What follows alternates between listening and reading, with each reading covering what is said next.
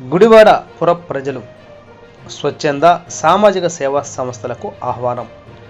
సోమవారం గుడివాడ 35వ వార్డులో శ్రమదానం ఐ లవ్ గుడివాడ కార్యక్రమం.